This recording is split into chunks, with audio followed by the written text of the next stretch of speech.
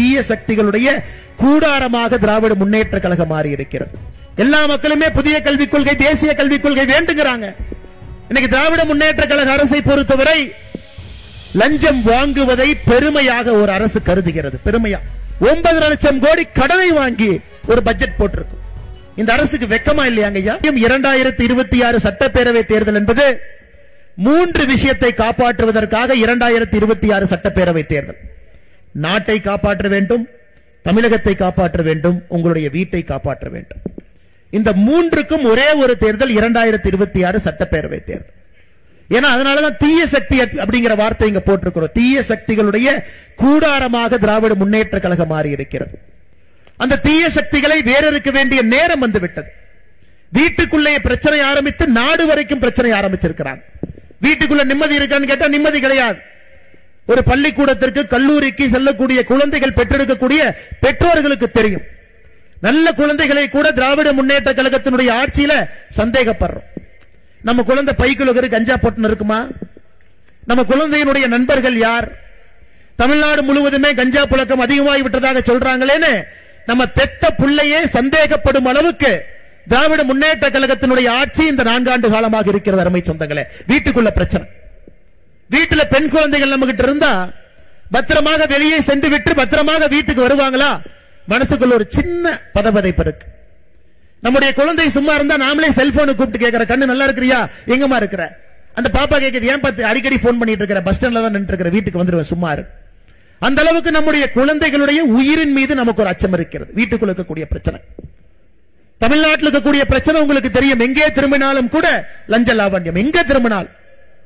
இன்னைக்கு திராவிட முன்னேற்ற கழக அரசை பொறுத்தவரை லஞ்சம் வாங்குவதை பெருமையாக ஒரு அரசு கருதுகிறது. பெருமையா நினைக்கிறாங்க.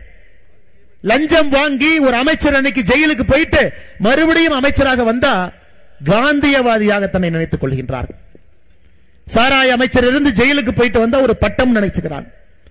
பொன்முடியை போன்ற அமைச்சர்கள் அளவுக்கு அதிகமாக சொத்து சேர்த்து நீதிமன்றமே இல்லை, அவர் எம்எல்ஏவாக இருப்பதற்கு தகுதி இல்லைன்னா உச்ச நீதிமன்றத்திற்கு போய் அதற்கு ஒரு இடைக்கால தடை வாங்கி கொண்டு வந்திருக்கின்றார்கள். தன்னை ஒரு காந்தியவாதிகளாக நினைச்சுக்கிறாங்க. பாருங்க, கர்ம வீரர் காமராஜரை இழந்த பொழுது நேர்மைனா ஒரு இலக்கணம் இருந்துச்சுங்க ஐயா. நேர்மைனா இலக்கணம் இருந்தது. இன்னைக்கு அநியாயம் பண்றவனுக்கு மரியாதை இந்த நாட்டில், தவறாக சொத்து சேர்ப்பவனுக்கு ஒரு மரியாதை. லஞ்ச லாவண்யத்தில் பெருத்து போய் யாரு கிடக்கிறாங்களோ பெருமையாக நெஞ்சை நிமிர்த்தி வீதியை நடந்து கொண்டு வருகின்றான்.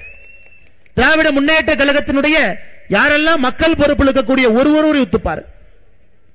இலவச வேட்டி சேலையில ஊழல், நீங்க பாருங்க. டாஸ்மார்க்ல ஊழல், அதை பத்தி நான் பேசுறேங்க ஐயா. எல்லா இடத்திலும் கூட இவங்க ஊழல் கரைப்படியாத ஒரு இடம் இன்னைக்கு தமிழ்நாட்டில் இல்ல. லஞ்ச லாவண்யம் என்பது இன்னைக்கு மக்களே ஏற்றுக்கொண்டு விட்டார்கள் என்று திமுக காரன் மார்த்தட்டான். மக்களே அதை பத்தி பேசல. பாஜக காரனுக்கு வேற வேலை இல்லையா? நீ எதுக்கியா லஞ்சத்தை பத்தி பேசிட்டு இருக்கேன்? இது ஒரு பக்கம். அடுத்து நாட்டுக்கு கேடு.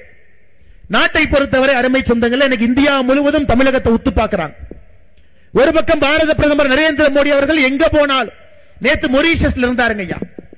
மொரீஷியஸ் நாட்டினுடைய அதிபருக்கு தமிழகத்தில் செய்யப்பட்ட விநாயகர் சிலையை பாரத பிரதமர் நரேந்திர மோடி அவங்க கொடுக்கிறாங்க. எங்க போனாலும் தமிழ்நாட்டில இருந்து ஒரு பொருளை கொடுக்க முடியுமா? சமீபத்தில் பில்கேட்ஸ் அவங்க வந்த பொழுது இங்கிருந்து அங்க ஐயா பொய்க்கால் குதிரை ஒன்று வாங்கிட்டு போய் கொடுத்தார். எங்கே சென்றாலும் கூட தமிழ் மொழியினுடைய அருமையும் பெருமையும் பேசிக்கிட்டு இருக்கிறாங்க. எங்கே சென்றாலும். ஏன் இப்பதான் காசி தமிழ் சங்கமம், 3வது காசி தமிழ் சங்கமம் நடந்து முடிந்திருக்கிறது. அதற்கு அவங்க வச்ச பேரே வட இந்தியாவையும் தென்னிந்தியாவையும் இணைக்கக்கூடிய அகஸ்தியர் மாமுனி பேர்ல தான் காசி தமிழ் சங்கமம் நடந்துச்சுங்க ஐயா. தென்காசிக்கான பெருமை இது இப்பதான் நடந்து முடிச்சது. உலகத்தினுடைய மூத்த மொழி, பழைய மொழி, பாரம்பரியமிக்க மொழி என்று நம்முடைய தமிழ் மொழியை சொல்றாங்க. எங்கே சென்றாலும் கூட பாரத பிரதமர் நரேந்திர மோடி அவர்களை பொறுத்தவரை நம்முடைய தமிழ் மொழிக்கும் நம்முடைய கலாச்சாரத்திற்கும் பாரம்பரியத்திற்கும் பெருமை சேர்க்க முடியுமான்னு பார்க்கிறாங்க. அப்படிப்பட்ட இந்திய மக்கள் தமிழ்நாட்டை உத்து பார்க்கிறாங்க. என்ன இந்த ஊர்ல மட்டும் ஒருத்தர் இறந்ததுக்கு அப்புறம் பையன் முதலமைச்சர், பையன் இருக்கும் பொழுது இன்னொருத்தர் துணை முதலமைச்சர், அப்ப இருக்கக்கூடிய சின்ன பையன் ஒருத்தன் ஜல்லிக்கட்டுல கலெக்டர் தள்ளி விட்டுட்டு அவனு முன்னாடி உட்கார்றான். என்னங்க ஐயா அநியாயம்? இந்தியால எங்கேயுமே அநியாயம் இல்லை. எங்களை எல்லாம் படிக்காதவங்க பீகாரை பார்த்து ஜார்க்கண்டை பார்த்து சொல்றீங்களே, எங்களுடைய மாநிலத்தில் இந்த அநியாயம் இல்லை என்று ஜார்க்கண்ட் பீகார் மக்கள் சொல்றாங்க. படித்தவர்கள் பண்பாளர்கள் இருக்கக்கூடிய தமிழகத்தில் திராவிட கட்சிகள் இந்த அட்டூழியத்தை பண்ணிட்டு இருக்கிறாங்க. இது எப்படி நீங்கள் பொறுத்துக் கொண்டிருக்கின்றீர்கள் என்று பாரதம், இந்திய மக்கள் நம்மை உற்று கவனித்துக் கொண்டிருக்கின்றார். ஊழலுக்கு ஒரு அமைச்சர் சிறைக்கு போறார். அந்த அமைச்சர் 1.5 வருஷம் சிறையில் இருக்கார். 1.5 வருஷம் சிறையில் இருக்கும் வரை அவர் அமைச்சர் என்கின்ற பொறுப்பை உங்களுடைய என்னுடைய கஷ்டப்பட்டு வரி கட்ட பணத்துல 1.5 வருஷம் அந்த மனுஷனுக்கு சம்பளம் கொடுத்து சிறையில் இருந்து வெளியே வந்து 4வது நாள் மறுபடியும் அமைச்சர் என்கின்ற பொறுப்பை தூக்கி கையில கொடுக்கிறாங்க. எப்படிப்பட்ட மனிதர்கள் வாழ்ந்த ஒரு மண், எப்படிப்பட்ட நீதிமான்கள் வாழ்ந்த ஒரு மண், நீதிக்கும் நேர்மைக்கும் மரியாதை இருந்த தமிழ் மண்ணில் 1.5 வருஷம் கஷ்டப்பட்டு நீங்க கற்ற வரியில வர்ற பணத்துல மாசம் 1,25,000 ரூபாய் சம்பளம் கொடுத்த அந்த அமைச்சருக்கு வெளியே வந்த 4வது நாள் அமைச்சர் என்கின்ற பதவியை மறுபடியும் தூக்கி கொடுக்கிறாங்களா? உங்களுக்கு என்ன தைரியம் இருக்குங்க ஐயா? என்ன தைரியம் இருக்கு? யோசிச்சு பாரு. இதையெல்லாம் தட்டி கேட்க வேண்டிய நேரம் ஐயா. இதெல்லாம் தட்டி கேட்க வேண்டிய நேரம். எதையெல்லாம் பொறுத்துக்கலாம், இதை பொறுக்க முடியாதுங்க ஐயா. மான பிரச்சனை, மான பிரச்சனை. 9.5 லட்சம் கோடி கடன். இன்னைக்கு வயிற்றில் இருக்கக்கூடிய குழந்தை, நாளைக்கு அந்த குழந்தை பெருசாகி அந்த குழந்தைக்கு வரக்கூடிய குழந்தையும் கூட தமிழகத்தினுடைய கடனை அடுத்த 74 ஆண்டுகள் கட்டி முடிக்க முடியாது. 9.5 லட்சம் கோடி கடன். என்ன பெருமையா மார்த்தட்டிட்டு இருக்கிறாங்க. சாராயம் விற்று அதிலே 1 ரூபாய் வருமானம் பெறாத குஜராத் அரசு வருஷத்துக்கு 20,000 கோடி ரூபாய் சர்ப்ளஸ்ல பட்ஜெட் போடுறாங்க. கை நீட்டி காசு வாங்காம பட்ஜெட் போடுறாங்க ஐயா. இங்க 50,000 கோடி ரூபாய் சாராயத்தில் வருமானம் வைத்துக் கொண்டு 9.5 லட்சம் கோடி கடனை வாங்கி ஒரு பட்ஜெட் போட்டிருக்கும். இந்த அரசுக்கு வெக்கமா இல்லையாங்க ஐயா? திராவிட மாடல் அரசு என்று சொல்லுகின்றார். வெக்கப்படாம கூச்சப்படாம இது நம்பர் 1 அரசு, இது திராவிட மாடல் அரசு. முதலமைச்சரை எல்லா மக்களும் அப்பா அப்பான்னு கூப்பிடுறாங்க. எனக்கு ஒரே பூரிப்பா இருக்கு. யார் அப்பான்னு கூப்பிடுறான்னு எனக்கு தெரியாது.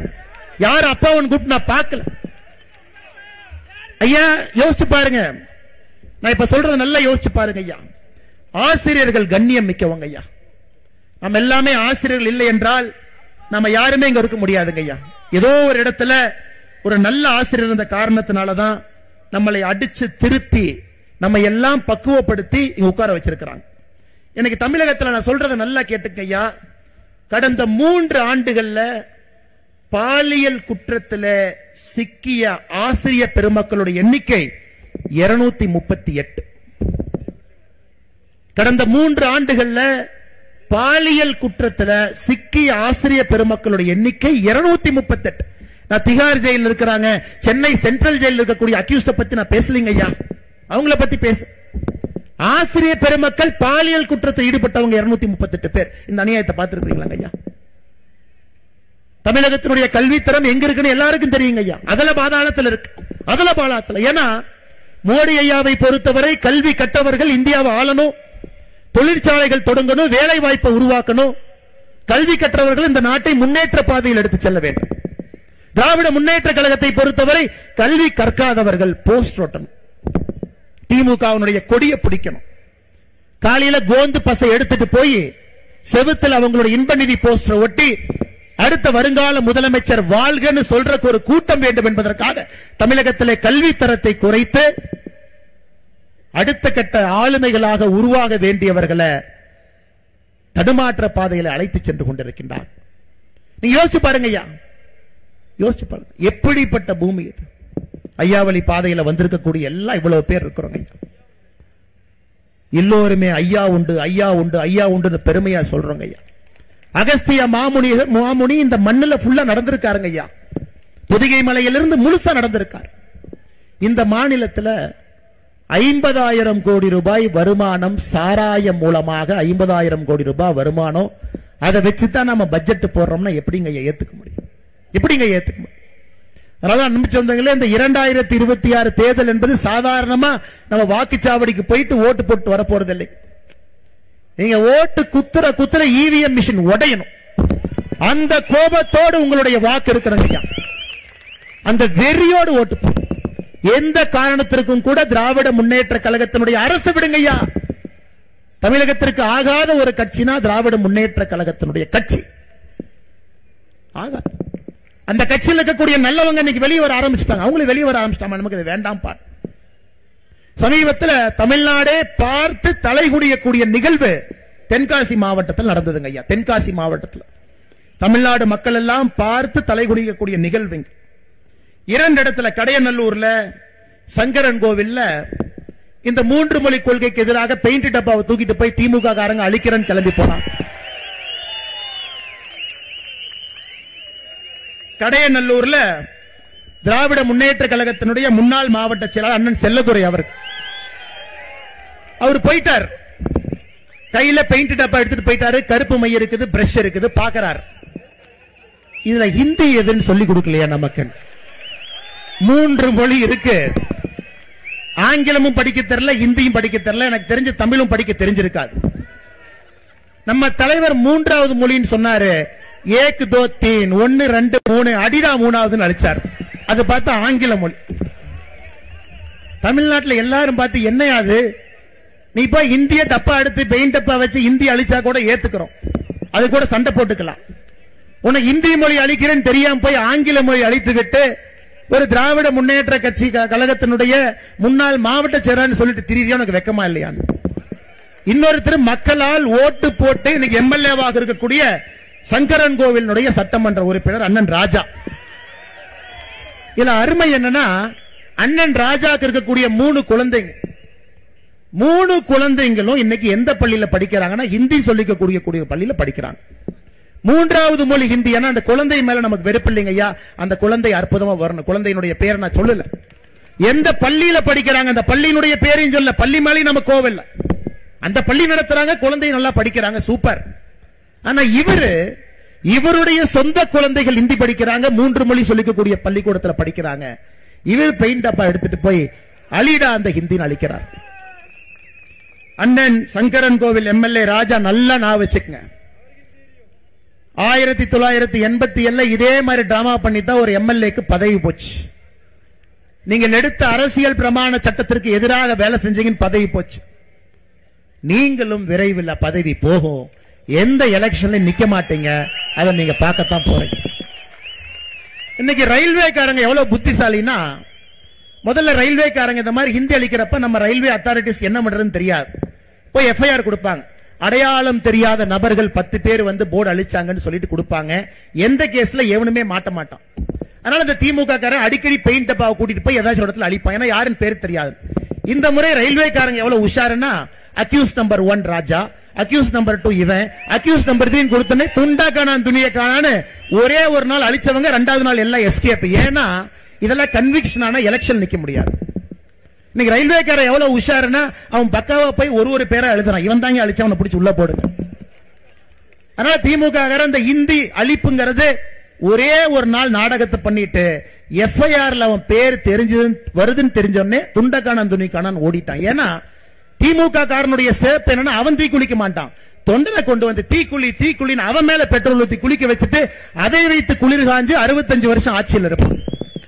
இன்னைக்கு மக்கள் உஷார் ஆயிட்டாங்க. சமூக வலைதளம் வந்த பிறகு நான் எதுக்கு பெட்ரோல் ஊத்தணும், நீ வேணாவா, உன் மேல நான் பெட்ரோல் ஊத்துறேன், உன் இந்திய எதிர்ப்பு போராட்டத்திற்கு நான் எதுக்கு என் மேல பெட்ரோல் ஊத்துறேன்.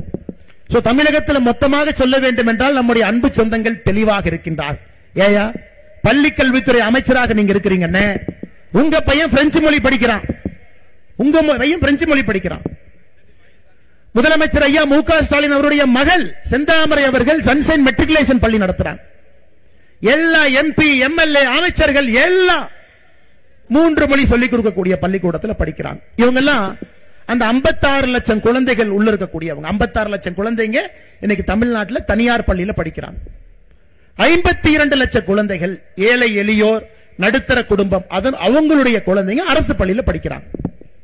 தனியார் பள்ளியிலே படிக்கக்கூடிய குழந்தைகள் 56 லட்சம், அரசு பள்ளியிலே படிக்கக்கூடிய குழந்தைகள் 52 லட்சம். தனியார் பள்ளியில படிக்கக்கூடிய குழந்தைகள் 3வது மொழி விருப்பப்பட்டு எடுத்து படிக்கிறாங்க. தாய்மொழி தமிழ் முதல் மொழி, பயிற்று மொழி, அதுலதான் சொல்லிக் கொடுக்கணும்னு சொல்றாரு பிரதமர். தேசிய கல்விக் கொள்கை என்னங்கம்மா சொல்லுது, 1ஆம் வகுப்பிலிருந்து 5ஆம் வகுப்பு வரை கட்டாயமாக தமிழ்ல தான் நீங்க படிக்கணும். அது பிசிக்ஸா இருந்தாலும் சரி, கெமிஸ்ட்ரியா இருந்தாலும் சரி, தமிழ்ல தான் பயிற்று மொழி. அது 8ஆம் வகுப்பு வரை கொண்டு போவதற்கு முயற்சி எடுப்போம்னு பிரதமர் சொல்றார். அதன் பிறகு 2வது மொழி ஆங்கிலத்தை கத்துக்குங்க, வெளியெல்லாம் போனா தேவைப்படும். 3வது மொழி ஒரே ஒரு பேப்பர் எடுத்து உங்களுக்கு பிடிச்ச ஒரு மொழியை கத்துங்க, மலையாளமோ கன்னடமோ தெலுங்கோ எடுத்து கத்துக்குங்க. 3 மொழி படிங்க. இவர்கள் 2 மொழியை மட்டும்தான் சொல்லிக் கொடுப்போம்னு சொல்லி என்ன ஆரம்பிச்சுன்னா 2022 பொது தேர்வுல 2022 பொது தேர்வுல தமிழ் பரீட்சையில மட்டுங்க ஐயா 2022 10ஆம் வகுப்பு பொது தேர்வுல தமிழ்ல மட்டும் ஃபெயில் ஆனவங்க தமிழ்நாட்டில் 47,000 பேர். வெக்கக்கேடா இல்லையாங்களா அது? 47,000 பேரு 10ஆவதுல 2022 தமிழ் பேப்பர்ல ஃபெயில்.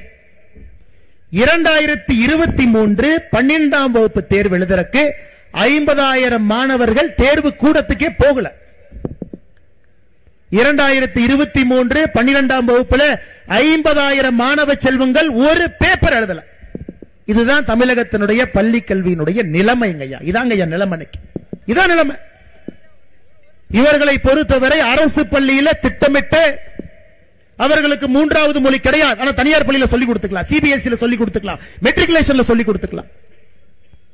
அப்ப என்ன சமுதாயத்தை உருவாக்கி கொண்டிருக்கின்றோம்? ஒரு ஏழை தாயினுடைய மகனோ மகளோ வாழ்க்கையிலே முன்னேறுவதற்கு இருக்கக்கூடிய ஒரே ஒரு ஆயுதம் கல்வி மட்டும்தானுங்க ஐயா. கல்வி தவிர எந்த ஆயுதமும் அவங்க கையில இல்ல. கூலி தொழிலாளராக இருக்கட்டும், ஏழை தாயாக இருக்கட்டும், விவசாய பெருங்குடி மக்களாக இருக்கட்டும், அவங்க மேல வரணும்னா லாட்டரி சீட்ல விழுவாதுங்க ஐயா. லாட்டரி சீட் விழுகாது. யாருமே நம்ம வீட்டுல ஒரு புதையல்ல வச்சுட்டு போக மாட்டாங்க.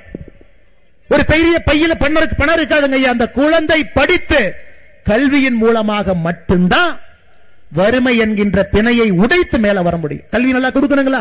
கல்வியை கொடுக்காம இந்த கூட்டம் கர்ஜித்துக் கொண்டிருக்கிறது. 2 மொழி கல்வி, 2 மொழியை கொடுப்ப, இந்த கல்வியை கொடுப்ப, அந்த கல்வியை கொடுப்ப. அன்பு சொந்தங்களே, அதனாலதான் பாரதிய ஜனதா கட்சி துவங்கி இருக்கக்கூடிய 3 மொழி உங்களுடைய ஆதரவை கோரி, தேசிய கல்விக்கு உங்களுடைய ஆதரவை கோரி நாம் நடத்தி இருக்கக்கூடிய இந்த கையெழுத்து இயக்கம் 7வது நாளில் 12 லட்சம் கையெழுத்தை தாண்டி இருக்கிறது. 12 லட்சம். மே மாதம் முடியும் பொழுது நம்முடைய இலக்கு 1 கோடி கையெழுத்து. நிச்சயமாக நீங்க முடிவு பண்ணிட்டோம். 1 கோடி என்ன 2 கோடி கையெழுத்து கொடுக்கிறேன்னு தமிழக மக்கள் முடிவு பண்ணிட்டீங்க. அதை ஜனாதிபதி கிட்ட கொடுத்து தமிழகத்தில் புதிய கல்வியை கொண்டு வரணும். அதிலே குறிப்பாக 3வது மொழியை நம்முடைய குழந்தை செல்வங்களுக்கு சொல்லிக் கொடுக்கணும். தமிழ்நாட்டிலும் கோலோச்சனோ, இந்தியாவிலும் கோலோச்சனோ, உலகத்திலையும் கோலோச்ச வேண்டும் என்றால் அவர்களுக்கு மொழிகளுடைய கற்றல் அறிவு திறன் வேண்டும் என்பதற்காக பாரதிய ஜனதா கட்சி போராடி கொண்டிருக்கின்றோம். அன்பு சொந்தங்களே, உங்களுக்கு இன்னொரு தகவல் சொல்றேன். இந்த சகுனி கூட்டம், தமிழகத்தில் இருக்கக்கூடிய திராவிட முன்னேற்ற கழகத்தினுடைய சகுனி கூட்டம் தமிழகத்திற்குள்ள நவோதயா பள்ளியை விடமாட்டேங்கிறாங்க. நவோதயா பள்ளி ஐயா, நவோதயா பள்ளியை பத்தி கேள்விப்பட்டிருக்கோம், கொஞ்சம் கை தூக்குங்க ஐயா. அண்ணே, நான் நவோதயா பள்ளியை ஒரு இடத்துல கேள்விப்பட்டிருக்கேன் இருக்கு. சில பேருக்கு தெரிஞ்சிருக்காது. ஆனா இந்தியால நவோதயா பள்ளிகள் இல்லாத ஒரே ஒரு மாநிலம் நம்முடைய தமிழ்நாடு மட்டும்தான். ஐயா, இந்த நவோதயா பள்ளி 1987 ஆரம்பிக்கப்பட்டது. எதுக்குன்னா, ஏழை குடும்பம், விவசாய குடும்பம், வறுமை கோட்டில் இருக்கக்கூடிய குடும்பம், நல்லா பாத்துங்க ஐயா, ஏழை குடும்பம், விவசாய குடும்பம், வறுமை கோட்டில் இருக்கக்கூடிய குடும்பத்தில் இருக்கக்கூடிய குழந்தைகளுக்கு உலகத்தரம் வாய்ந்த தனியார் பள்ளியில் இருக்கக்கூடிய அதே கல்வித்தரத்தை அவங்களுக்கு கொடுக்க வேண்டும் என்பதற்காக ஒரு மாவட்டத்திற்கு ஒரு பள்ளிக்கூடம், ஜவஹர்லால் நேரு ஐயா பேர்ல ஜவஹர் நவோதயா வித்யாலயா, அதனுடைய பேருங்க ஐயா. இது ஆரம்பித்தது ராஜீவ்காந்தி ஐயா. அவங்களுடைய நோக்கம் என்னன்னா, ஒரு மாவட்டத்திற்கு ஒரு பள்ளிக்கூடம், ஏழையா இருக்கணும், விவசாய குடும்பத்தில் இருக்கணும், வறுமை கோட்டில் இருக்கணும். அந்த குழந்தைங்க மட்டும்தான் 5ஆம் வகுப்புல வேற பள்ளியில படிக்கிறவங்க 6ஆம் வகுப்பு, 7ஆம் வகுப்பு, 8ஆம் வகுப்பு நவோதயா பள்ளியில சேரலாம். ஐயா, இன்னைக்கு உத்தரப்பிரதேசத்துல 96 நவோதயா பள்ளிக்கூடங்கள் இருக்கு. உத்தரப்பிரதேசத்துல 96, கர்நாடகாவிலே 31, குஜராத்திலே 34, ஹரியானாவில் 21, கேரளால 14, தமிழ்நாட்டில் 0. உத்தரப்பிரதேசத்தில் இருக்கக்கூடிய 96 நவோதயா பள்ளியில 48,000 குழந்தைகள் படிக்கிறாங்க. நல்லா சொல்றேன் ஐயா. மறுபடியும் உலகத்தரம் வாய்ந்த தனியார் பள்ளிக்கூடத்தில் என்ன கல்வி இருக்கிறதோ அதே கல்வியை அந்த மாவட்டத்தில் இருக்கக்கூடிய நவோதயா பள்ளிக்கூடத்தில் ஏழை எளியோருக்கு, விவசாய பெருமக்களுக்கு, வறுமை கோட்டில் இருக்கிறவங்களுக்கு கொடுக்கணும். மிச்சம் குழந்தைங்க அங்க போக முடியாதுங்க ஐயா. ஒரு குழந்தைக்கு மத்திய அரசு, இன்னைக்கு மோடி ஐயா நவோதயா பள்ளியிலே படிக்கக்கூடிய ஒரு குழந்தைக்கு ஒரு வருஷத்திற்கு நாம செலவு செய்யக்கூடிய பணம் 85,000 ரூபாய். நவோதயா பள்ளியில் ஒரு குழந்தை படிக்கிறாங்கன்னா மத்திய அரசு ஓராண்டுக்கு அந்த குழந்தைக்கு செலவு செய்யக்கூடிய பணம் என்பது 85,000. அதனாலதான் ஐஐடி, ஐஏஎஸ், ஐபிஎஸ் போட்டித் தேர்வுகள், பரீட்சைகள் நவோதயா பள்ளி தட்டி தூக்கிட்டு இருக்கிறாங்க. அதனாலதான் பாரதிய ஜனதா கட்சி கோரிக்கை வச்சோம், உங்களுக்கு நவோதயா அப்படிங்கிற பேர்ல பிரச்சனை இருந்ததுன்னா காமராஜர் பள்ளின்னு பேரை மாத்தி நாங்க கொண்டு வரோம். 2 வருஷம் ஆச்சு, முதலமைச்சர் கடிதம் எழுதியிருக்கின்றோம். உங்களுக்கு நவோதயா பள்ளி மேல பிரச்சனை. அது ஆரம்பிச்சது காங்கிரஸ். உங்களுக்கு தெரியும், காங்கிரஸ்காரனை பொறுத்த வரைக்கும் ஆரம்பிச்சுட்டு போயிருவான். அதை சரியா நடத்தி மக்கள்கிட்ட கொண்டு போறது நம்ம வேலை தான். ஜிஎஸ்டில இருந்து ஒன்னொன்னு நம்ம வேலை தான். அதை செப்பனிட்டு சிறப்பான பாதையிலே பாரதிய ஜனதா கட்சி நாம் எடுத்து சென்று கொண்டிருக்கின்றோம். நவோதயா பள்ளி வேண்டாம், கேந்திரிய வித்யாலயா பள்ளி வேண்டாம். அரசு பள்ளி கூரையில தண்ணி ஒழுகும். அரசு பள்ளி உடைச்சாச்சு, அரசு மரத்து கீழே இருப்பாங்க. அப்ப எப்படிங்க ஐயா தமிழ்நாட்டில் குழந்தைகளுக்கு தரமான கல்வியை எப்படி கொடுக்க முடியும் நீங்க சொல்லுங்க. நம்மை ஆள்பவங்க படிக்காதவங்க, ஹிந்தியும் தெரியாது, இங்கிலீஷும் தெரியாது, தமிழும் தெரியாது, பெயிண்ட் டப்பாவை கூட்டு போய் ஏதோ ஒன்று அழிச்சிட்டு வர ஆட்கள். நம்மளை ஆள்றவங்களுக்கும் படிப்பறிவு இல்லை. படிப்பறிவு இருக்கக்கூடிய விஷயத்தையும் தமிழகத்திற்குள்ள அனுமதிப்பதற்கு இவங்க தயாரா இல்லைன்னா நம்முடைய குழந்தைகளுக்கு என்ன வழி? அதனால்தான் இந்த கையெழுத்து இயக்கத்தை பாரதிய ஜனதா கட்சி நாம் எடுத்திருக்கின்றோம். 1 கோடி கையெழுத்து நமக்கு வேண்டும். அந்த 1 கோடி கையெழுத்து வந்த பிறகு நம்முடைய மாண்புமிகு ஜனாதிபதி அவர்களை சந்திச்சு தமிழ்நாட்டு மக்களுடைய எண்ணத்தை பாருங்க. எல்லா மக்களுமே புதிய கல்விக் கொள்கை, தேசிய கல்விக் கொள்கை வேண்டுங்கிறாங்க. எங்களுக்கு வேண்டும், கொடுங்கன்னு சொல்றாங்க. அன்பு சொந்தங்களே, அதனால் திமுக கார என்ன போய் வேணாலும் சொல்லுவாங்க. ஐயா மோடி ஐயா வந்து ஹிந்தியை திணிக்கிறாரு, மோடி ஐயா சமஸ்கிருதத்தை திணிக்கிறார். நீங்க பாக்குறீங்க, பாரதிய ஜனதா கட்சி உங்க முன்னாடி நின்றுக்கிறங்க. ஐயா 7 தலைமுறை, 8 தலைமுறை, 9 தலைமுறை விவசாயம் பார்த்த ஒரு குடும்பத்தின், கரூரில் இருக்கக்கூடிய 9 தலைமுறை ஒரு குடும்பத்தில் பையனாக பிறந்து விவசாயியாக நின்றிருக்க. இங்க இருக்கக்கூடிய ஒரு தொண்டன், ஒரு தலைவனுக்கு அதே மாதிரி சொல்லாங்க. இந்த மண்ணிலே பிறந்து இந்த மண்ணில தேசியத்தை வளர்க்க வேண்டும் என்பதற்காக நின்று கொண்டிருக்கின்றோம். ஒரு தேசிய கட்சியில் இருந்தா இந்தியாவில் இருக்கிறவங்க எல்லாம் ஒன்னாத்தான் இருப்பாங்க. அல்ல ஹிந்தி பேசுறவன் இருப்பான், கன்னடம் பேசுறவன் இருப்பான், தமிழ் பேசுறவன் இருப்பான், தெலுங்கு பேசுறவன் இருப்பான். தேசிய கட்சி என்கின்ற ஒரே காரணத்திற்காக தமிழ்நாட்டினுடைய உரிமையை விட்டுக் கொடுத்து வருவார்கள் என்று ஒரு பொய்யை சொல்லி திராவிட கட்சிகள், திராவிட முன்னேற்ற கழகம் இங்க ஆட்சி நடத்திட்டு இருக்கிறாங்க. ஐயா தென்காசி ஒரு சாதாரணமான ஊர் இல்லைங்க ஐயா, அது விவசாய பூமி. தமிழ்நாட்டினுடைய விளைநிலங்கள் கடைசியாக நிற்க போகின்ற ஒரு பகுதி தென்காசி தான். எங்க அழிஞ்சாலும் தென்காசியில கொஞ்ச நாளைக்கு இருக்கும். சமீபத்தின ஆய்வறிக்கை பார்க்கும் பொழுது தென்காசியில மட்டுமே, இந்த ஒரே ஒரு மாவட்டத்தில் மட்டுமே இருக்கக்கூடிய விவசாய நிலத்தை பாருங்க. 1,26,534 லட்சம் ஹெக்டர் விவசாய நிலம் இருக்கு. ஆனா அந்த 1,26,534 லட்சம் ஹெக்டர் விவசாய நிலத்துல எத்தனை நிலத்திற்கு தண்ணி இருக்கு அப்படின்னு பாத்தீங்கன்னா 47% விவசாய நிலத்திற்கு தண்ணி இல்லை. தண்ணி இல்லை. சிறு சிறு நதிகள் இருக்குதுங்க ஐயா. கருப்பா, ஜம்பு நதி இருக்குதுங்க ஐயா, செண்பகவதி நதி இருக்குதுங்க ஐயா, நட்சேப நதி இருக்கு, ஹனுமன் நதி இருக்கு, குண்டார நீர்த்தேக்கம் இருக்கு, சின்ன சின்னதா இருக்குதுங்க. என்னதான் கர்ம வீரர் காமராஜரையே எப்ப யோசிச்சாருன்னா, இப்ப யோசிக்கலீங்க, எப்ப யோசிச்சாருன்னா, குறிப்பாக தென்காசி பகுதி மக்களுக்கு 2 திட்டங்கள் இந்த பகுதியில் கொண்டு வரணும் அப்படிங்கிறதுல கர்ம வீரர் காமராஜரையே தெளிவா இருந்தார். ஒன்று, இரட்டை குளம் கால்வாய் திட்டத்தை கொண்டு வரணும். அவர் ஆட்சி காலத்தில் வேகமாக துவங்குவதற்கு முயற்சி எடுத்தார். வேகமா எப்படியாச்சும் அதை கொண்டு வந்துடணும். 48 கிராமத்திற்கு இது நிச்சயமாக ஒரு பெரிய உதவி செய்யும். வீரகேரளம்புதூர் தாலுகா ஆலங்குளம் ஒன்றியத்தில் 15 கிராம பஞ்சாயத்தில் இருக்கக்கூடிய 48 கிராமம் மிகவும் வறட்சியான பகுதி. இந்த பகுதிக்கு இரட்டை குளம் திட்டத்தை கொண்டு வரணும். ஆனா காமராஜர் ஐயாவுடைய கெட்ட நேரம், நல்ல மனிதன் என்ன பண்ணாருங்க, 63ல இங்கெல்லாம் பாத்தீங்கன்னா முதலமைச்சர் கோந்து போட்டு ஒட்டி உட்கார்ந்து இருக்கிறார். அந்த சேரை விட்டுறக்கூடாது. காமராஜர் ஐயா எனக்கு இந்த இருக்கை வேண்டாம் என்று அவராக முதலமைச்சர் பணியை விட்டுட்டு காங்கிரஸ் கட்சியினுடைய வளர்ச்சி பணிக்கு போனார். அன்னைக்கு விட்டுட்டு போனாரு. இன்னைக்கு வரைக்கும் இரட்டை குளம் தத்தளித்துக் கொண்டிருக்கிறது. 2021 தேர்தல் பரப்புரை மார்ச் 30ஆம் தேதி இன்னைக்கு முதலமைச்சராக இருக்கக்கூடிய ஸ்டாலின் ஐயா இங்க வந்து சொன்னாருங்க ஐயா, தென்காசி மாவட்டத்தில் சொன்னாரு, நான் ஆட்சிக்கு வந்த பிறகு நிதி கொடுத்து பணம் கொடுத்து இரட்டை குளம் திட்டத்தை நிச்சயமாக நாங்க நிறைவேற்றுவோம். அதோடு நிக்கலீங்க ஐயா, உங்களுக்கு இருக்கக்கூடிய இன்னொரு பெரிய பிரச்சனை செண்பகவல்லி அணை திட்டம். இந்த ஒரு தொகுதி மட்டுமே, வாசுதேவநல்லூர் தொகுதி மட்டுமே 1,00,000 ஏக்கருக்கு பாய்ந்து கொண்டிருந்த நீர். அது சாதாரண எண்ணம் இல்லைங்க, 1733 இன்னைக்கு நேத்து இல்லைங்க. இன்னைக்கு இருக்கக்கூடிய சிவகிரி ஜமீனும் திருவங்கூர் சமஸ்தானமும் 1733 ஒப்பந்தம் போட்டாங்க. தண்ணியினுடைய ஒரு பகுதி முல்லை பெரியாருக்கு போகும், ஒரு பகுதி இங்க வரும், வாசுதேவநல்லூருக்கு வரும் என்று. 1962 டேம் உடைந்த பொழுது கர்ம வீரர் காமராஜர் ஐயா பணம் கொடுத்து உடனடியாக சரி பண்ணாங்க. 1982 மறுபடியும் அது பிரச்சனையான பொழுது புரட்சி தலைவர் எம்ஜிஆர் ஐயா பணத்தை அனுப்பிட்டாரு கேரளா. இங்க பாருங்க, எங்களுடைய பங்கு இது வச்சுக்கங்க, வேகமா ரிப்பேர் பண்ணுங்க. அன்னையிலிருந்து கேரள அரசு ஏமாற்றிக் கொண்டிருக்கின்றார்கள்.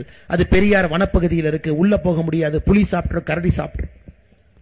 இன்னைக்கு நம்முடைய மாண்புமிகு தமிழகத்தினுடைய முதலமைச்சர் அவர்கள் திமுகவினுடைய தேர்தல் வாக்குறுதி 84வது தேர்தல் வாக்குறுதி சொல்றாங்க, செண்பகவல்லி அணையை சரி செய்து இங்கே தண்ணி கொண்டு வருவதற்கு நடவடிக்கை எடுப்போம். டாஸ்மார்க்ல சாராய வர்றதுக்கு நடவடிக்கை எடுத்திருக்கிறாங்களோ தவிர செண்பகவல்லி அணையில தண்ணி வருவதற்கு நடவடிக்கை எடுக்கலைங்க. இது மட்டும் இல்ல, இன்னைக்கு நம்முடைய முதலமைச்சர் எத்தனை முறை கேரளா போயிருக்கார். ஐயா மு க ஸ்டாலின் அவர்கள் தமிழகத்தினுடைய முதலமைச்சரான பிறகு கேரளாவுக்கு எத்தனை முறை போயிருக்காருன்னா 5 முறை போயிருக்கிறாருங்க. 5 முறை. 2022 ஏப்ரல் மாசம் கேரளாவிலே மார்க்சிஸ்ட் கம்யூனிஸ்ட் கட்சியினுடைய மாநாடு. 2022 செப்டம்பர் மாசம் கேரள மாநிலத்தில் நடந்த மத்திய அரசின் தென் மாநில கவுன்சில் கூட்டம்.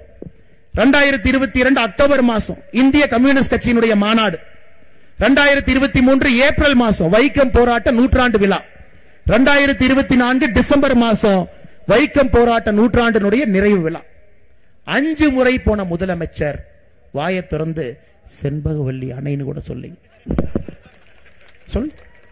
ஆனா 84வது தேர்தல் வாக்குறுதி. ஆனா இன்னைக்கு கேரளாவுக்கு நேத்து பார்த்தேன், நம்முடைய அமைச்சர் பிடிஆர் அவர் கேரளாக்கு அனுப்புறார். பிடிஆர் நாளைக்கு கேரளா போறார். எதுக்குன்னா மோடி அரசு வந்து தொகுதி மறுசீரமைப்பு கூட்டம் நடத்த போறாங்க. அதுல தமிழ்நாட்டுக்கு வரப்போகின்ற எம்பியை குறைக்க போறாங்க. அதனால நாமெல்லாம் ஒன்னா சேர்ந்து போராடணும். இல்லாத ஒரு புலியை இவரே ஒரு தெருநாயை புடிச்சிட்டு வந்து அதுக்கு பெயிண்ட் அடிச்சு 2 கோடு போட்டு புலின்னு சொல்லி அதுக்கு ஒரு பேர் வச்சு அனைத்து கட்சி கூட்டத்தை வேற போட்டு வச்சிருக்காரு.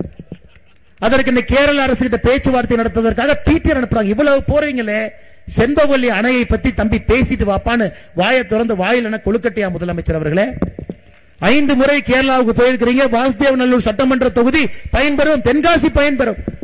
1,00,000 ஏக்கர் இங்கே தண்ணீர் பாசன வசதி. 47% இங்க விவசாய நிலத்துக்கு தண்ணி இல்லைங்க. அதை பத்தி பேச மாட்டோம். இதுதாங்க ஐயா இந்த எலெக்ஷன்ல நம்ம பேச வேண்டியது. நீங்கள் கொடுக்க வேண்டிய தீர்ப்பு தாங்க ஐயா. உங்க தீர்ப்பு வேற எதுவுமே இல்லை. இதுக்கு தான் நீங்க தீர்ப்பு கொடுக்கணும். இரட்டை குள திட்டத்தை சொல்லிட்டு போனீங்க, செய்யல. செண்பகவல்லி அணை திட்டத்தை சொல்லிட்டு போனீங்க, செய்யல. உங்களுக்கு ஒரு எம்பி கிடைச்சிருக்கிறாங்க. இவர் அக்கா டக்கருக்கு ஒருத்தர் இருக்கிறாங்க உங்க எம்பி. அவங்க பாராளுமன்றத்தில் அவங்க பேசினதெல்லாம் கேளுங்க. தென்காசியினுடைய பாராளுமன்ற உறுப்பினர் அருமை சகோதரி அக்கா ராணி ஸ்ரீகுமார் 23 கேள்வி கேட்டிருக்கிறாங்க. 23 கேள்வி பாராளுமன்றத்தில். சரி, ஏதாவது நம்ம ஆனந்தன் ஐயாசாமி சகோதரர் சொன்னார் வேலை வாய்ப்பு இல்ல, அதை பத்தி கேள்வி கேட்டாங்களா? இல்ல. விவசாயத்துக்கு பிரச்சனை கேள்வி கேட்டாங்களா? இல்ல. அவங்க கேட்ட கேள்வி படிக்கிறேன் பாருங்க. இந்தியாவிலே சூனியம் வைக்கிற பழக்கம் அதிகமாயிருச்சு, மத்திய அரசு என்ன நடவடிக்கை எடுத்தீங்க? சூனியம் வைக்கிறவங்க பாக்குறதா நம்ம வேலை, மோடி ஐயா வேலையா? யோசிச்சு பாருங்க.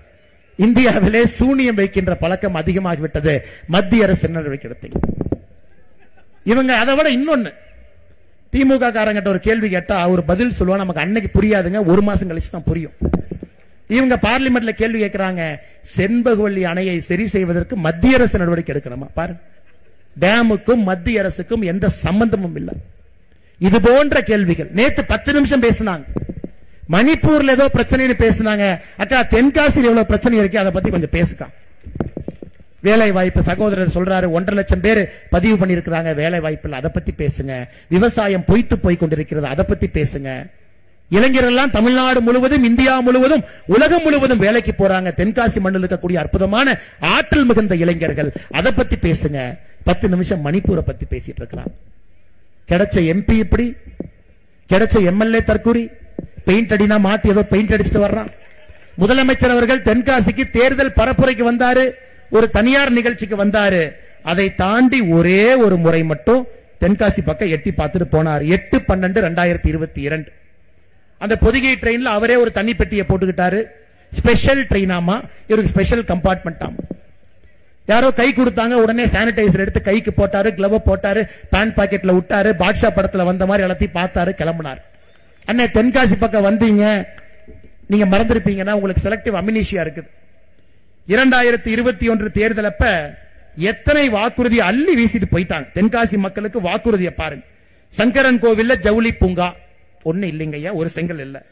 தென்காசியிலே வேளாண்மையை அடிப்படையாக கொண்டு சிறப்பு பொருளாதார மண்டலம் அமைக்கப்படும். அது எப்ப வாக்குறுதி எழுதினாங்களோ அப்பயே மறந்தாச்சு. தென்காசியிலே அரசு மருத்துவக் கல்லூரி தொடங்கப்படும். அரசு ஹாஸ்பிட்டலுக்கு போனா எவன் ஊசி போட்டு யாரு சாவறானே தெரியாது. இல்ல அரசு மருத்துவக் கல்லூரி துவங்குறாங்க. ஆயிரப்பேரியிலே வேளாண்மை கல்லூரி தொடங்கப்படும். ஆயிரப்பேரி எங்க இருக்குன்னே முதலமைச்சருக்கு தெரியாது. தென்காசியிலே குளிர்பதன கிடங்கு மாம்பழச்சாறு தயாரிப்பு தொழிற்சாலை அமைக்கப்படும். இவங்க அமைச்சர் பொழுது விடுச்சிருங்க ஐயா, அதையும் காணா. தென்காசியிலே கொப்பரை தேங்காய்களை காய வைப்பதற்கான மின் உலர் சாதன வசதி ஏற்படுத்தப்படும். இல்லை. தென்காசியிலே தேங்காய் அடிப்படையிலான தொழிற்சாலை அமைக்க நடவடிக்கை எடுக்கப்படும். இல்லை. தென்காசியிலே யானை பாலம் அருகே சிற்றாரின் குறுக்கே தடுப்பணை கட்டப்படும். இல்லை. கடையநல்லூரிலே அரசு பாலிடெக்னிக் கல்லூரி தொடங்கப்படும். இல்லை. கடையநல்லூர் தாலுகா சொக்கம்பட்டி கிராமத்தில் புன்னையாபுரம் கால்வாயிலே மேம்பாலம் அமைக்கப்படும். இல்லை. புளியங்குடியிலே குளிர்பதன கிடங்கும் எலுமிச்சை அடிப்படையாக கொண்ட தொழிற்சாலையும் அமைக்கப்படும். இல்லைங்க ஐயா. அதனால அப்பப்ப திமுகவினுடைய நம்முடைய முதலமைச்சர் ஐயா ஸ்டாலின் அவருக்கு அவர் எல்லாத்தையும் மறந்துடுவார். இந்த ஹிந்தி மட்டும் கண்ணுக்கு தெரியும். ஹிந்தி மட்டும் அப்படி பார்ப்பார். எவன்டா ஹிந்தி பேசுறது, எவன்டா யூபியில் ஹிந்தி பேசுறான் அப்படி, வேற எதுவுமே அவர் கண்ணுக்கு தெரியாது. அதனாலதான் இப்ப அப்பப்ப கூலிங் கிளாஸையும் போட ஆரம்பிச்சிட்டார். அன்பு சொந்தங்களே, வந்தா கேட்கணுங்க அம்மா, நீங்கெல்லாம் ஏன்னா அற்புதமான மனிதர்கள். நீங்க என்ன பண்றீங்க, நாங்கம்மா ரொம்ப நல்லவங்களா இருக்கிறீங்க. அதனாலதான் அந்த தீய சக்திகள் நம்மளை ஆள்றாங்க. பொறுத்து பொறுத்து போய்க்கிறீங்க, போய் பொறுத்து போயான்னு விட்டுறீங்க. ஏமாத்தினா கூட ஏமாத்தி தொலைன்னு விட்டுறீங்க அம்மா. நல்லவங்களை பயன்படுத்தி இந்த தீய சக்தி ஆதிக்கத்தில் இருக்கு. தட்டி கேட்க வேண்டிய நேரம் 2026 சட்டமன்ற தேர்தல். இங்க இருக்கக்கூடிய நம்முடைய அன்பு சொந்தங்கள் எல்லாம் நீங்க தட்டி கேட்கணும். இவங்களை விடக்கூடாதுங்க ஐயா. சமீபத்தில் ஒரு நண்பர் ஒருத்தர் ஹைதராபாத் வந்து சென்னைக்கு வந்தார். அண்ணே, உங்க மாநிலத்தில் நம்பர் 2 டுபாக்கூர் யாருன்னு கேட்டார். நான் கேட்டேன், அண்ணே நம்பர் 1 டுபாக்கூர் யாருன்னு கேட்கலையானே. அண்ணே அது ஸ்டாலின் ஐயான்னு தெரியும், நம்பர் 2 நேரா சொல்லுங்க. எதற்காக இந்த வார்த்தையை நான் பயன்படுத்துறேனாங்க, இவர்களாகவே இவங்களுக்கு ஒரு பட்டம் கொடுத்துக்கிறாங்க. திராவிட மாடல் முதலமைச்சர். உதயநிதி ஸ்டாலினுக்கு 6 பேர் வச்சாங்க, 6 பேருமே ஒட்டல. ஃபர்ஸ்ட் ஒரு பேர் வச்சாங்க, சின்னவரே அப்படின்னு வச்சாரு. ஒருத்தனும் மாண்பானவரே, இளைய சூரியனே, அவனும் மாசம் மாசம் போஸ்ட் அடிச்சு ஒட்டி ஒட்டி பாக்குறான். ஒரு பேரு ஒட்டாம இன்னைக்கு 6வது பேர்ல நிக்கிறான். லான்ச்சிங்கா நடந்துகிட்டே இருக்குது. ஐயா ஏற்கனவே சொன்னது போல இந்தியாவில் அதிக கடன் இருக்கக்கூடிய மாநிலம் நாம. 9.5 லட்சம் கோடி. கடந்த 4 ஆண்டுல மட்டுமே தமிழகத்தில் சிறு குறு நிறுவனங்கள் 9492 நிறுவனங்கள் மூடப்பட்டிருக்கிறது. இந்தியாவில் அதிகமான நிறுவனங்கள், சிறு குறு நிறுவனங்கள் மூடப்பட்ட ஒரு மாநிலம் தமிழ்நாடு. என கரண்ட் பிரச்சனை, ஏவன்டியா போய் கப்பம் கட்டணும். பக்கத்துல முதலமைச்சருடைய மருமகன் சபரீசன் அவர்களுக்கு ஒரு சோலார் ஃபார்ம் இருக்கு. ஆனா எந்த ஊர்ல இருக்கு? அம்பாசமுத்திரம் பக்கத்துல முதலமைச்சருடைய மருமகன் சபரீசனுக்கு ஒரு சோலார் ஃபார்ம். அந்த சோலார் ஃபார்முக்கு நீங்க போகணும்னா தனியார்கிட்ட இருந்து நிலத்தை வாங்கி 3 கிலோமீட்டருக்கு ரோடு போட்டிருக்காங்க. நீங்க போய் பார்த்துட்டு வரணும். அந்த பக்கம் போனீங்கன்னா இங்க நடக்கக்கூடிய அநியாயம். தனியார்கிட்ட இருந்து நிலத்தை வாங்கி 3 கிலோமீட்டர் ரோடு போட்டிருக்காங்க. ஏன்னா இவங்கெல்லாம் நடந்து வரும் பொழுது எஜமான் காலடி மண்ணெடுத்து நல்ல கைக்கு பின்னாடி பாடிக்கிட்டே வருவாங்க. எதுவுமே ஆகாம மருமகம் போயிட்டு வரணும். யோசிச்சு பாருங்க, எவ்வளவு கோபம் வருதுன்னு யோசிச்சு பாருங்க, எவ்வளவு கோபம் வருதுன்னு யோசிச்சு பாருங்க. குடும்பம் மற்றும் செல்வ செழிப்பிலே குலைந்து கொண்டிருக்கின்றார்கள். மக்களுக்கு எதுவுமே இல்லை. 9492 சிறு குறு நிறுவனங்கள் இன்னைக்கு தமிழ்நாட்டில் மூடிட்டாங்க ஐயா. 33,000 கோடி டாஸ்மார்க் வருமானம் ஆட்சிக்கு வந்த பொழுது. இன்னைக்கு டாஸ்மார்க் வருமானம் 50,000 கோடி. 48% டாஸ்மாக் வருமானம் 4 வருஷத்துல உயர்ந்திருக்கு. யாரு சொத்தாவது 48% உயர்ந்திருக்குங்களாங்க ஐயா? தமிழ்நாட்டினுடைய டாஸ்மார்க் வருமானம் 48% திராவிட முன்னேற்ற கழகம் ஆட்சிக்கு வந்த பிறகு உயர்ந்திருக்கிறது. ஆனா சாமானிய மனிதனுடைய சொத்தோ வருமானமோ தமிழகத்திலே 48% உயரவில்லை. அன்பு சொந்தங்களே, அதுவும் உங்க கவனத்துக்கு கொண்டு வர. இது மட்டும் இல்லைங்க, ஊழல் நிறைந்த ஒரு அரசாக மாறி இருக்கு. எல்லா இடத்துலயும் ஊழல், எங்கேயும் ஊழல். மணல் கொள்ளைய பத்தி சொன்னீங்கன்னா தென்காசி மக்களுடைய கண்ணீர் தான் விடைங்க ஐயா. ஐயா சொன்னாங்க 4 முறை அண்ணன் தென்காசி வந்திருக்கிறாங்க 3 வருஷத்துல. ஆனா ஒரு முறை நான் வரும்போது ஒரு மலை காணாம போயிருது. ஒரு மலை, உலகத்துல எங்கேயுமே இல்லாத அநியாயம் தென்காசி. மலையை கொடைஞ்சு உடைச்சு இன்னைக்கு அபிஷியலா அரசாங்கத்தினுடைய அதிகாரப்பூர்வமான அறிவிப்பு என்ன சொல்லுதுன்னா 500 லாரி இ பாஸ் எடுத்துட்டு வெளியே போறாங்க. 2000-3000 லாரி எந்த அனுமதியும் இல்லாம போறாங்க. தென்காசி மக்களுக்கு வரக்கூடிய வருமானம் 1 ரூபாய் கிடையாது. தென்காசி மக்களுக்கு மணல் வெண்ணா இல்ல, தென்காசி மக்களுக்கு எம்சாண்ட் வெண்ணா இல்ல, தென்காசி மக்களுக்கு ஜல்லிக்கல்லு வெண்ணா இல்லைங்க ஐயா. அதுவும் நடந்து கொண்டிருக்கிறது, அதையும் பார்த்துக்கிட்டு இருக்கோம். கேரள மாநிலத்தினுடைய மருத்துவ கழிவை கொண்டு வந்து தென்காசியில கொட்டிட்டு போய்கிட்டே இருப்பான். அதனாலதான் டிசம்பர் மாசத்துல சொன்னோம், புளியே பல்ல காட்டினா ஆகாது, நாங்களே பல்ல புடுங்க வர்றோம். 10 நாள்ல தென்காசியிலே கொட்டப்படக்கூடிய மருத்துவ கழிவை தடுத்து நிறுத்தவில்லை என்றால் நாங்க லாரியை கொண்டு வந்து ஏத்திட்டு போய் கேரளாக்குள்ள கொட்டுவோம். உடனே அதுவரை தூங்கிட்டு இருந்த எல்லாரும் எந்திரிச்சாங்க. ஜனவரி 6ஆம் தேதி வரை கெடு கொடுத்தோம். ஜனவரி 6ஆம் தேதிக்குள்ள செய்யலினா நாங்களே வருவோம். அதுவரைக்கும் தூங்கிட்டு இருந்தவங்க எந்திரிச்சு 10 நாள் ஏதோ போட்டுக்கிட்டு டிராமா பண்ணி வச்சிருக்காங்க. இன்னும் முழுமையா சமாதானம் இல்ல. அரசு வேலையை செய்யறத பார்த்துக்கிட்டு இருக்கோம், வேலை வாங்க வேண்டும் என்று நினைத்துக் கொண்டிருக்கின்றோம். மருத்துவ கழிவு, இந்த பகுதியினுடைய கனிம வள கொள்ளை, எங்கேயும் இல்லாத அநியாயம் தென்காசிக்கு நடந்து கொண்டிருக்கிறது. அன்பு சொந்தங்களே, இதையெல்லாம் பேச வேண்டிய நேரம் நமக்கு வந்துருச்சு. அதனால தென்காசி மக்கள் நீங்க தைரியமாக கேள்வி கேட்க வேண்டிய நேரம் 2026 சட்டமன்ற தேர்தலின் பொழுது.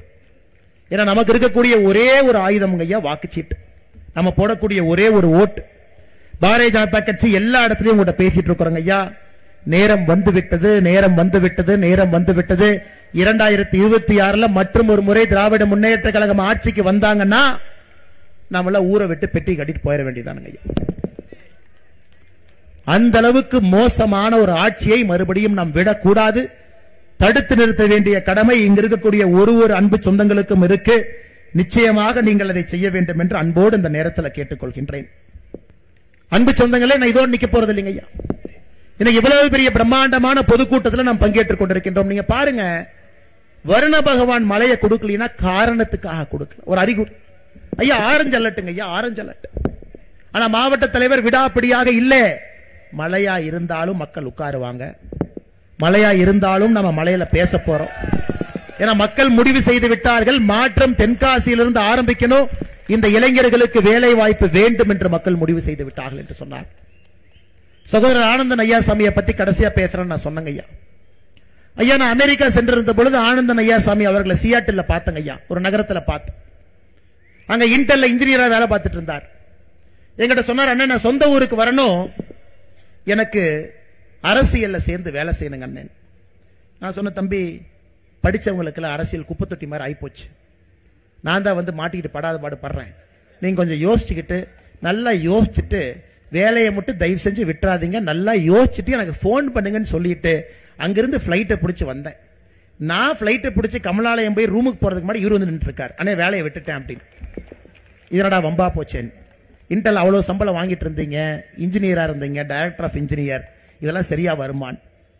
இல்லை, மக்களுக்காக இங்கே பணியாற்ற வேண்டும், இந்த ரத்தத்துல குருதியில மண்ணுல மக்களோடு மக்களாக வேர்வையில கலந்து நான் பணி செய்வேன் என்று சொல்லி இன்னைக்கு தென்காசியில உங்களுடைய அன்பையெல்லாம் பெற்ற இந்த மாவட்டத்தினுடைய தலைவராக பொறுப்பேற்றிருக்கிறார். எல்லோரையும் அரவணைத்து செல்லக்கூடிய முக்கியமான வேலை இன்னைக்கு ஆனந்தன் ஐயாசாமி அவர்களுக்கு இருக்கு. என காரணம், ஒரு இளைஞன் வரும் பொழுது எல்லாம் உத்து பார்ப்பாங்க. அந்த இளைஞன் செய்யக்கூடிய முதல் தவற பார்ப்பாங்க. ஏன்னா இளைஞர்களுக்கு பக்குவம் இல்ல, அரசியலுக்கு உடனே வந்துட்டாங்க. அதனால இளைஞர்கள் அரசியலே கண்ணும் கருத்துமாக கவனமாக இருக்க வேண்டிய கடமையும் ஒரு பக்கம் இருக்கு. இன்னைக்கு பாருங்க, சதீஷ் சிவலிங்கம் அவர்கள் இந்தியாவுக்கு வெயிட் லிப்டிங் பழுதூக்கக்கூடிய நபர் 2 கோல்டு அடிச்சிருக்கிறாங்க ஐயா காமன்வெல்த்ல. தமிழகத்துக்கு பெருமை சேர்த்து கொடுத்தவர். அவரும் கிளம்பி வந்துட்டார். அண்ணே நானும் இறங்குறேனே, ரன்ல ஒண்ணு பாத்திரலாம். ஒரு பக்கம் படித்த இளைஞர் கூட்டம் எல்லாம் நம்ம ஒரு பக்கம், இன்னொரு பக்கம் நம்மை வழிநடத்தக்கூடிய மூத்தவர்கள் எல்லாம் ஒரு பக்கம். ஏன்னா அவங்க எல்லா கட்சிக்கு மாத்தி ஓட்டு போட்டு கைரேகை தேஞ்சு உட்கார்ந்து இருக்கிறாங்க. கைரேகை தேஞ்சு, அண்ணே மாத்தி ஓட்டு போட்டேன், கைரேகை தேஞ்சு நான் உட்கார்ந்து இருக்கேன். ஆனால் இன்னைக்கு நம்முடைய கடமை, நம்முடைய மூத்தவர்கள் வைத்திருக்கக்கூடிய நம்பிக்கையை காப்பாற்றணும், இளையவர்களுக்கு இருக்கக்கூடிய ஆற்றலை பயன்படுத்தணும். இதையெல்லாம் இந்த பாரதிய ஜனதா கட்சி ஒரே சேர ஒரே நேரத்தில் ஒருங்கிணைத்து கொண்டு செல்ல வேண்டிய கடமை நமக்கு இருக்கு. அதனால் நிச்சயமாக நாம் இதை எடுத்து செல்வோம். 2026 அது தேர்தல் என்று சொல்வதை விட ஒரு புரட்சி தமிழகத்தில் வெடிக்கணும் ஐயா. ஒரு புரட்சி தமிழகத்தில் வெடிக்கணும். 2026 அந்த புரட்சி வெடிக்கும் பொழுது தீய சக்தி திராவிட முன்னேற்ற கழகத்தை வேரோடு வீழ்த்தி மண்ணோடு நிச்சயமாக நாம் அனுப்பி விடுவோம் என்கின்ற முழு நம்பிக்கையை தென்காசி பொதுக்கூட்டத்தில் இங்க இருக்கக்கூடிய அன்பு சொந்தங்கள் எல்லாம் கொடுத்திருக்கிறேன். அதனால் புதிய கல்விக் கொள்கையை வரவேற்போம், தேசிய கல்விக் கொள்கையை வரவேற்போம். நம்முடைய குழந்தைகளுக்கு அற்புதமான கற்றல் அறிவோடு வரக்கூடிய பள்ளிக்கூடங்களை திறப்போம். 2026 இன்னைக்கு நான் சொல்றேங்க ஐயா, தேசிய ஜனநாயக கூட்டணி இங்கே ஆட்சிக்கு நீங்க கொண்டு வாங்க ஐயா. தமிழகத்தில் மாவட்டத்திற்கு 1 அல்ல, மாவட்டத்திற்கு 2 நவோதயா பள்ளிகளை கொண்டு வருகின்றோம். அதனுடைய பெயரை கர்ம வீரர் காமராஜர் ஐயா பள்ளி என்கின்ற பெயர்ல மாவட்டத்திற்கு 2 பள்ளிக்கூடத்தை கொண்டு வர.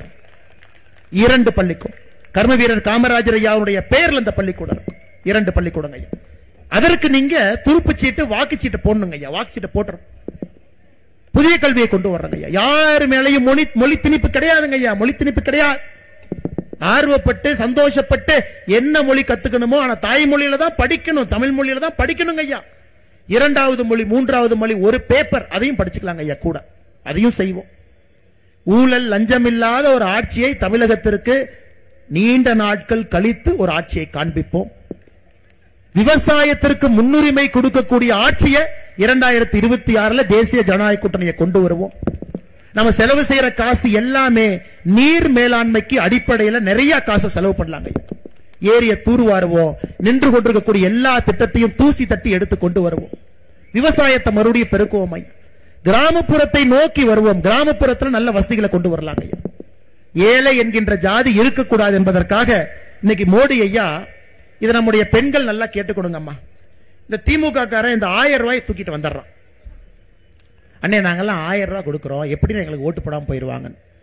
திமுக காரங்கிட்ட நான் சொல்றது, அண்ணே நீ ஒத்தையில கொடுத்து கத்தையில புடுங்கிட்டு போறானே. நீ 1000 ரூபாயை கொடுக்குற மாதிரி கொடுத்து பாக்கெட்ல 10,000 ரூபாய் உருவிட்டு இருக்கிற. நீ கரண்ட் பில்லை ஏத்திட்ட, எல்லா பில்லை ஏத்திட்டு 10,000 உருவுற. இன்னைக்கு பாரதிய ஜனதா கட்சி ஆளக்கூடிய மாநிலம், சகோதரிகள் தாய்மார்கள் நல்லா கேட்டுங்கம்மா, தயவு செஞ்சு உங்களுடைய பாதத்தை தொட்டு வணங்கி இதை நான் சொல்றேங்க. அசாம் மாநிலத்திலே பாரதிய ஜனதா கட்சியினுடைய ஆட்சி இருக்கு. அசாம்ல 37 லட்சம் தாய்மார்களுக்கு உரிமை தொகையாக மாசம் 830 ரூபாய் நம்ம கொடுக்கிறோம் ஐயா. மத்திய பிரதேசல பாரதிய ஜனதா கட்சியினுடைய ஆட்சி 1,29 லட்சம் தாய்மார்களுக்கு உரிமை தொகையாக 1,250 ரூபாய் மாசம் கொடுக்கிறோம். சத்தீஸ்கர்ல பாரதிய ஜனதா கட்சியினுடைய ஆட்சி இருக்கு. 70 லட்சம் தாய்மார்களுக்கு மாசம் 1000 ரூபாய் கொடுக்கிறோம். மகாராஷ்டிராவில் பாரதிய ஜனதா கட்சியினுடைய ஆட்சி இருக்கு. 1,70 லட்சம் மகளிருக்கு 2,100 ரூபாய் மகளிர் உரிமை தொகையாக கொடுக்கிறோம். டெல்லியிலே பாரதிய ஜனதா கட்சியினுடைய ஆட்சி வந்திருக்கு.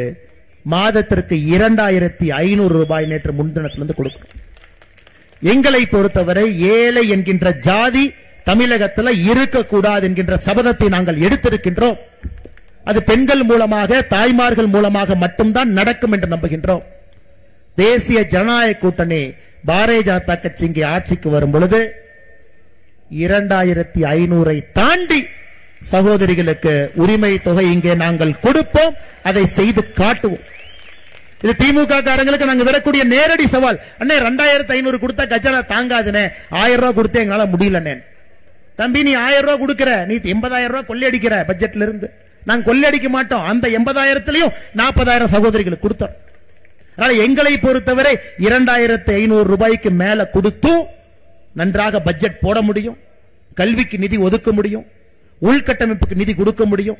தமிழகத்திலே எங்கேயெல்லாம் பணம் தேவையோ விவசாயத்திற்கு எங்களால் கொடுக்க முடியும். நீ கொள்ளையடிக்கிறது 80,000 கோடி. நீ இவ்வளவு பணத்தை கொள்ளையடிச்சா எப்படி பட்ஜெட் போட முடியும்? 1000 ரூபாய் கொடுத்துட்டு 1000 ரூபாய் கொடுத்துட்டு 1000 ரூபாய் கொடுத்துட்டு கொடுத்தது 1000 சொன்னது 10,000 டைம் சொல்லிட்டாங்க.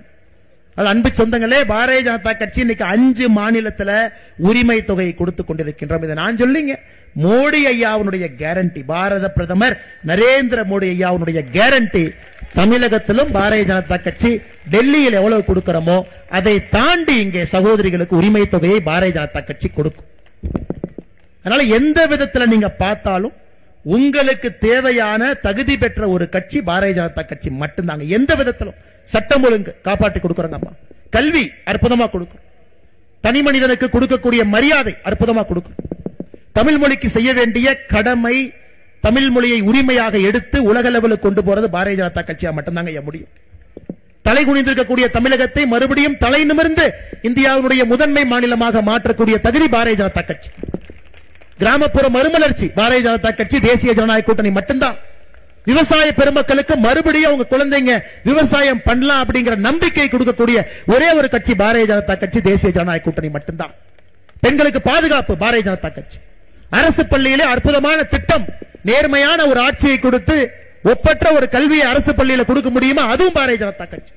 அதனால நீங்க எப்படி யோசிச்சு பார்த்தாலும் உங்க பக்கத்தில் இருக்கக்கூடிய ஒரே ஒரு கட்சி பாரதிய ஜனதா கட்சி, தேசிய ஜனநாயக கூட்டணி. அன்பு சொந்தங்களே, மறுபடியும் உங்கள்கிட்ட வேண்டுகோள் வைக்கிறோம். இன்னைக்கு ஒரு தீப்பொறியை பத்த வச்சிருக்கிறோம் ஐயா, தீப்பொறி. தென்காசியில் ஒரு தீப்பொறி. அதனாலதான் வருண பகவான் மழை கொடுக்காமல் நின்று கொண்டிருக்கின்றார். இது 5 தொகுதிக்கு நம்ம எடுத்துட்டு போகணுங்க. 5 தொகுதி மக்கள்கிட்ட பேசணும். அடிப்படை பிரச்சனைக்கெல்லாம் தீர்வு கொடுக்கக்கூடிய கட்சி பாரதிய ஜனதா கட்சி, தேசிய ஜனநாயக கூட்டணி. இந்த டைம் நீங்க செய்ய வேண்டியது ஒன்றே ஒன்று மட்டும்தான், மாத்தி யோசிங்க அம்மா. இத்தனை நாளா எந்தெந்த கட்சிகளுக்கெல்லாம் ஓட்டு போட்டீங்களோ ஒரே ஒரு முறை மாத்தி யோசிச்சு பாரதிய ஜனதா கட்சிக்கு, தாமரைக்கு, தேசிய ஜனநாயக கூட்டணிக்கு ஒரே ஒரு முறை மாத்தி யோசிச்சு நீங்க ஓட்டு போடுங்க. வட்டியும் முதலுமாக உங்களுக்கு கடுமையாக பாடுபட்டு ஒரு நல்லாட்சியை பாரதிய ஜனதா கட்சி நாங்கள் கொடுப்போம், தேசிய ஜனநாயக கூட்டணி கூட்டுப்போம் என்று சொல்லி இந்த அற்புதமான கூட்டத்திற்கு வருகை தந்திருக்கக்கூடிய எல்லா பெரியோர்கள், தாய்மார்கள், எழுச்சி மிகுந்த இளைஞர்கள், பத்திரிகை நண்பர்கள், தென்காசி மாவட்டத்தில் மூளை முடுக்கில் இருந்து தேசியவாதிகளுடைய கூட்டம் எல்லாம் இங்க வந்திருக்கிறீங்க. நிச்சயமாக உங்களுடைய நம்பிக்கையை காப்பாற்றி பாரதிய ஜனதா கட்சி தமிழகத்தை அடுத்த இடத்திற்கு எடுத்து செல்லும் என்று சொல்லி உறுதி வார்த்தை கொடுத்து உங்களுடைய பாதங்களுக்கெல்லாம் நன்றி சொல்லி தொட்டு வணங்கி என்னுடைய நன்றியை தெரிவித்துக் கொள்கின்றேன். நன்றி, வணக்கம். பாரத் மாதா கி, பாரத் மாதா கி.